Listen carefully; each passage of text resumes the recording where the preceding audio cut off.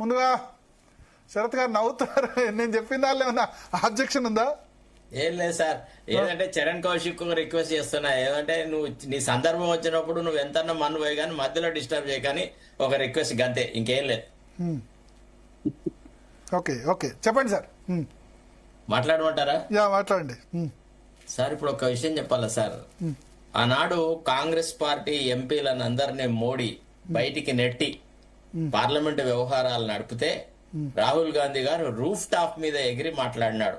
ప్రతిపక్షాలు అందరినీ బయటకు పంపించినారు, 150 మందిని సస్పెండ్ చేసినారు, అది చేసినారు, ఇది చేసినారు అని రకరకాల మాటలు మాట్లాడినాడు.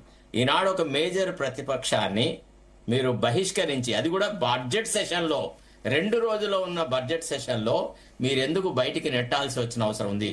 ఒక వ్యక్తి యొక్క కాండక్ట్ ఆ రోజు వరకు చూసి వాళ్ళని క్షమించి మరో రోజు నిన్న మీరు ఇట్లా చేసినప్పటికీ మీ మీద దయార్ద్ర హృదయంతో, ప్రజాస్వామ్యం పట్ల నమ్మకంతో, శాసనసభ వ్యవహారాలు హుందాగా జరగాల, మీనింగ్ఫుల్ డిస్కషన్ జరగాల అనే ఉద్దేశంతో మేము ఒక రోజు వరకే శిక్ష ఇచ్చిన అనే మాట మాట్లాడితే ముఖ్యమంత్రి తన హోదాను, తన గౌరవాన్ని కాపాడుకునేది. రెండవది, అసందర్భంగా అనవసరంగా రెచ్చగొట్టే ఉపన్యాసాలు ముఖ్యమంత్రి చేస్తూ ప్రతిపక్షాలని చాలా సమస్యలు ఇరికిస్తున్నాడు. నేను అడుగుతున్నాను, 2.5 సంవత్సరాలుగా నీకు బీఆర్ఎస్ చేసిన అవినీతి కనపడలేదా? ఏం చర్యలు తీసుకున్నావు? కాళేశ్వరం కూలేశ్వరం అయిందన్నావు కదా, కాళేశ్వరం సంగతి రకరకాలుగా మాట్లాడినావు కదా, ఎందుకు కాలయాపన చేసినావు? ఒక జ్యుడిషియల్ కమిషన్ అన్నావు, ఆ కమిషన్ నీకు అనుకూలంగా రిపోర్ట్ ఇవ్వలేదు. ఆ తర్వాత ఎన్డీఎస్ఏ రిపోర్ట్ బేసిస్ మీదనే నేను దాన్ని సిబిఐకి అప్పగించిన, ఓన్లీ మేడిగడ్డను మాత్రమే చేసినాడు, తన వాళ్లను రక్షించుకున్నాడు, ఈ వ్యవహారాలు చేసినాడు. మైనింగ్ లో ఇన్ని అక్రమాలు జరిగినారని గత చరిత్ర అంతా తవ్వినాడు మొన్న ముఖ్యమంత్రి తన ప్రసంగంలో.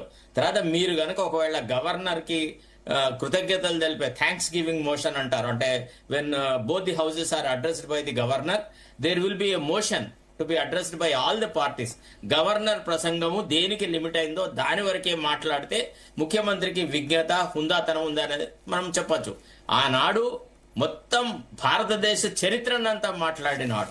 పండిట్ జవహర్ లాల్ నెహ్రూ దగ్గర నుంచి ఇతరులను అందరినీ విషయాలన్నీ చెప్పి అసలు గవర్నర్ ఏం చెప్పినాడు, ఏం అమలు చేస్తున్నాం, భవిష్యత్తు ప్రణాళికలేంది అనే విషయాన్ని 2 నిమిషాలలో ఎగ్గొట్టినాడు.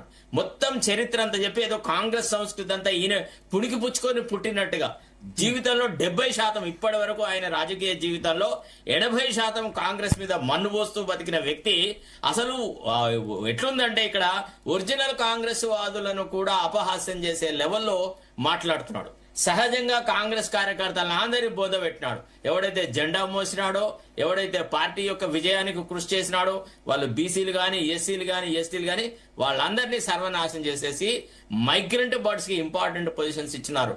నేను అడుగుతున్నాను, బడ్జెట్ సెషన్ లో 2-3 రోజులు జరిగే చర్చలో మొత్తం మేజర్ ప్రతిపక్షాన్ని బయటికి నెట్టి, సరే వాళ్ళు అవినీతి చేసినారు, శిక్షార్హులు, చలో కమాన్ టేక్ ది స్టెప్స్. 2.5 సంవత్సరాలు ఎందుకు పట్టింది? ఎన్నడు కేసీఆర్ ను తిడతాడో తెలియడు, ఎన్నడు కేసీఆర్ నా తండ్రి లాంటి వాడు, ఆయన సభకు వస్తే ఆయన హుందాతనాన్ని నేను కాపాడతా, ఆయనకు ఏ రకమైన అమర్యాద జరగకుండా చూస్తా అన్నాడు.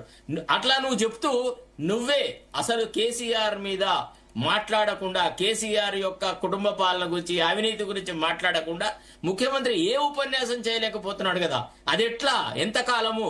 కేసీఆర్ చేసే ప్రవర్తనను ప్రజలు గుర్తిస్తున్నారు. ఈనాడు ప్రతిపక్ష నాయకుడుగా శాసనసభకు ఒక్కరోజు కూడా రాలేదు, జీతాలు తీసుకున్నాడు, డబ్బులు తీసుకున్నాడు, సకల సౌకర్యాలు అనుభవిస్తా ఉన్నాడు, రకరకాల వ్యవహారాలు చేస్తున్నారు. ప్రజలకు వదిలేట్టు ఆ విషయాన్ని 4 రోజుల తర్వాత ప్రజలు డిసైడ్ చేస్తాడు. రేపు ఎన్నికలప్పుడు ఓట్లు అడగడానికి వచ్చినప్పుడు, దద్దయ్య నువ్వేం చేసినావు, నువ్వు శాసనసభకు వచ్చినావా, మా తరఫున మాట్లాడినావా, మాకు వ్యతిరేకంగా ఎన్నో సంఘటనలు జరిగినాయి కదా, అప్పుడు నువ్వు ఎక్కడున్నావు అనే ప్రశ్న ప్రజలు వేస్తారు కదా. పదే కేసీఆర్ నామజపం ఎందుకు? రైట్, ఇవాళ కేసీఆర్ కుటుంబమే పరిపాలన చేసింది, ఇది ఎవరికి తెలియని విషయం అండి. రోజు దీంట్లో ఏంది, న్యూటన్ సూత్రం ఉందా, రాకెట్ సైన్స్ ఉందా? రోజు పదే ఈ ఉపన్యాసాలు ఎందుకు? ఎవరికి కావాలి ఇదంతా?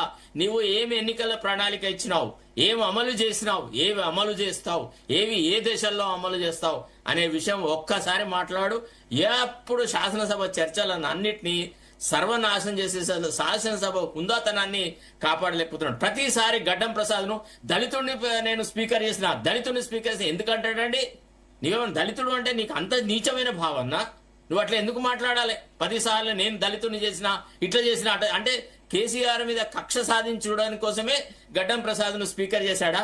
ఒక దళితుని అధ్యక్ష అని అనలేనిటువంటి వాతావరణం ఉంది కాబట్టి కేసీఆర్ శాసనసభకు రాలేదు అని ఒక లేని వ్యూహాన్ని, ఒక లేని ఆలోచనను శాసనసభలో చెప్పినాడు. శాసనసభలో ప్రతిసారి దళితులు అందరి పేర్లు చదివి వినిపించినాడు, ఫలానా ఫలానా ఫలానా అని.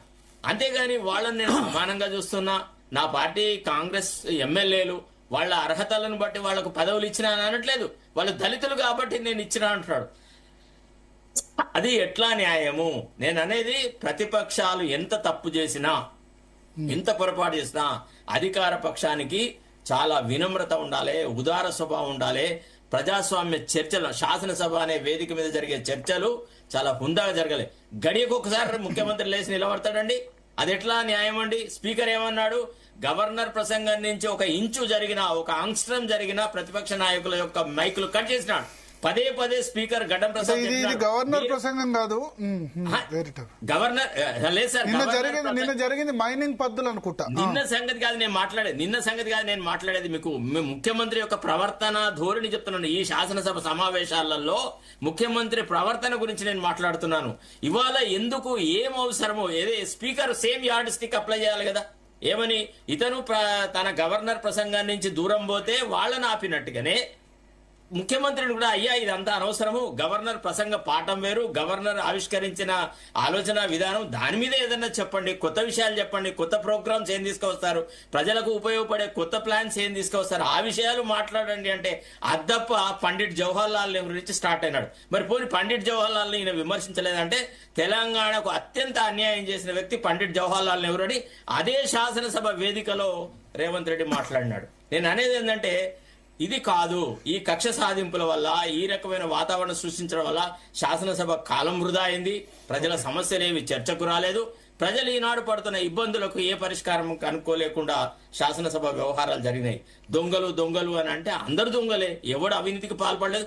అంటే పొంగులేటి శ్రీనివాసరెడ్డి కడిగిన స్వచ్ఛని స్ఫటికమా లేదా ముత్యమా ఏంటిది? అది తెలియదా? రాఘవ కన్స్ట్రక్షన్స్ కి పొంగులేటి శ్రీనివాసరెడ్డికి సంబంధం లేదు అన్నాడు. అది నిజమా? అది వాస్తవమా? వాళ్ళ బంధువులకు ఇప్పుడు రేవంత్ రెడ్డి తన బామ్మర్ది గురించి, తన అన్న గురించి మాట్లాడితేనేమో ఆయనకు కోపం వస్తుంది. మరి ఇతరుల గురించి నువ్వెట్లా మాట్లాడతావు? వాళ్ళు తప్పు చేసినారు కాబట్టి బీఆర్ఎస్ వ్యతిరేకంగా తెలంగాణ ప్రజలు తీర్పిచ్చినారు. అసలు కోలుకోలేని దెబ్బ కొట్టినారు తెలంగాణ ప్రజలు.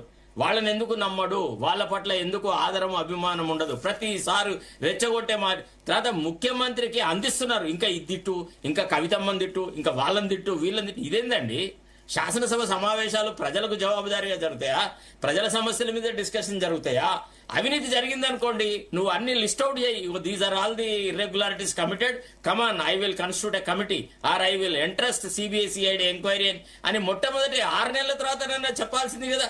2.5 సంవత్సరాలు గడిచిపోయిన తర్వాత ఇవాళ బీఆర్ఎస్ అవినీతికి పాల్పడింది, వాళ్ళు అది చేశారు, ఇది చేశారు, హరీష్ రావు తమ్ముడు ఫలానా చోట భూములను ఇచ్చేసాడు, అది అందరికీ తెలుసు. తెలంగాణలో ఆ విషయాలు తెలియని వాడు ఎవరు లేడు. బీఆర్ఎస్ అనేది కుటుంబ పాలన తీసుకొచ్చింది, కులతత్వాన్ని తీసుకొచ్చింది, దళితులను అణిచింది, బీసీలను అణిచింది అనే విషయాలు తెలంగాణ ప్రజలు గ్రహించి ఆలోచించి ఒక సరైన మీనింగ్ఫుల్ తీర్పు ఇచ్చిన తర్వాత ఏర్పడిన ప్రభుత్వము తన గొప్పతనాన్ని ప్రదర్శించుకోవాలి తప్ప వాళ్ళని తీర్పుతూ కాలం గడపడం మాత్రం కరెక్ట్ కాదనేది నా అభిప్రాయం సార్. సంగప్ప గారు.